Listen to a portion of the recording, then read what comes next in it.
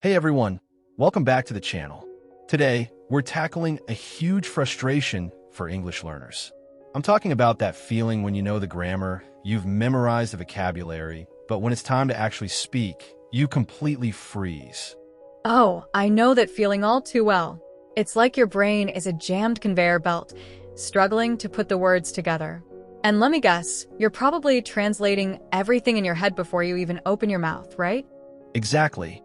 And that's precisely why you can't speak fast, and it's seriously holding you back from sounding natural and confident. So, in this episode, we're diving deep into how to break free from that translation trap and start thinking directly in English, just like a native speaker. All right, sounds good. But why is translating such a problem anyway? I mean, isn't it kind of necessary when you're first learning? Well, it's a good question. Think about it this way. When you translate, you're essentially doing 3 steps instead of 1. First, you hear English, then you translate it to your native language, and finally, you try to speak in English. It's like a mental relay race where you're passing the baton twice. This creates a major bottleneck, especially in fast-paced conversations. Okay, I can definitely see that. It's like trying to juggle 3 balls at once. You end up dropping everything. So, what are some of the sneaky habits that keep us stuck in this translation loop? Glad you asked.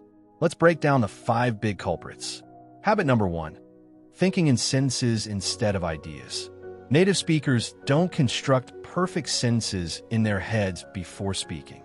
They think in phrases or concepts. So instead of thinking, I need to express my opinion, just jump straight to I think. That makes so much sense. It's like having a pre-written script versus just going with the flow. What's habit number 2? Using your native language to learn new words. This is a big one. When you memorize translations instead of connecting English words to real-life situations, you're essentially creating a shortcut back to your native language. A better method is to learn vocabulary with images, context, and emotions. Make the word feel real. So, ditch the dictionary and embrace the visuals. Got it. Number 3? Listening with subtitles in your language. I know it's tempting, but reading subtitles in your native language keeps your brain firmly planted in translation mode. You're not actually processing the English sounds, just reading the equivalent. The better approach is to use English subtitles only, and then gradually try to wean yourself off subtitles altogether.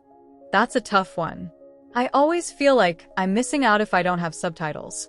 What is number 4? Writing in your native language first. Some learners find it easier to write in their own language first, and then translate it into English. While that might seem efficient in the short term, it slows down your overall fluency. Challenge yourself to write directly in English, even if it's not perfect. The goal is to train your brain to think in English from the start. Yeah, I see what you mean. It's like building a house on a shaky foundation. So, what's the 5th and final habit that's keeping us stuck? Practicing only with teachers or textbooks. Don't get me wrong, structured learning is important. But most learners end up practicing only with formal English, not the real-life English that native speakers actually use. You need to train your brain with real conversations, podcasts, YouTube videos, anything that exposes you to authentic language and context. Okay, those all make perfect sense. So we know what not to do. Now let's get to the good stuff. How do we actually train our brains to think in English? All right, here are 5 actionable steps you can start using today. Step number 1, label your life in English. This might sound a little strange, but as you go about your day, try to say things out loud in English. I'm making coffee. I feel tired today. It helps build a direct connection between your thoughts and the English language.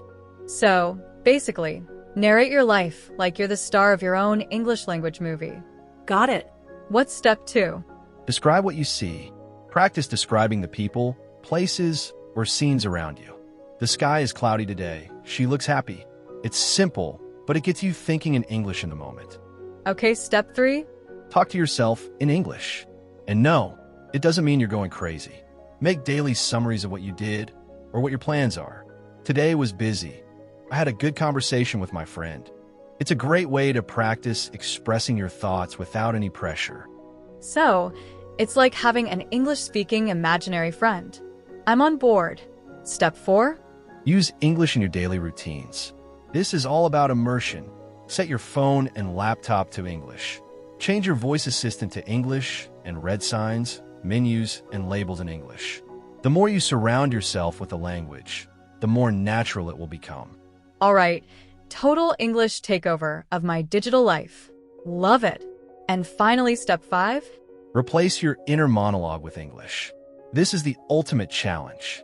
When you have a thought, try to say it in English inside your head.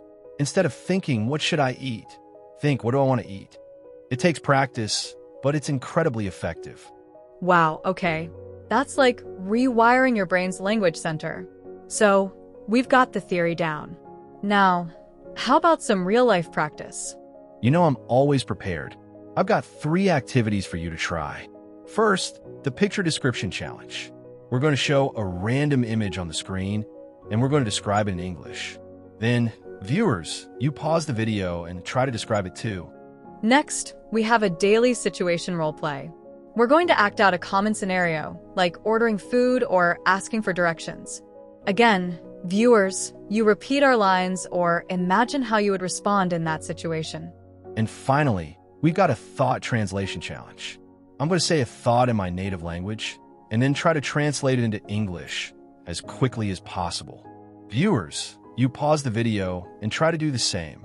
All right, sounds like fun. Let's do it. Now, for one final challenge to test your English thinking skills. I'm going to give you a topic, and you, the listener, needs to speak for 30 seconds.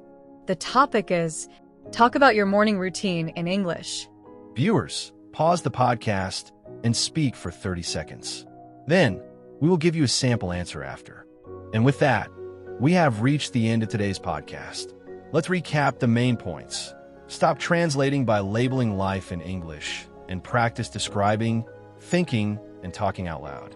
And now, we would like to hear from you, our listeners. What did you do today? Describe it in English in the comment section below. And if you enjoyed this episode, don't forget to like, subscribe, and turn on notifications. Next time, we will be covering the only phrases you need to sound fluent in any conversation. We will see you then.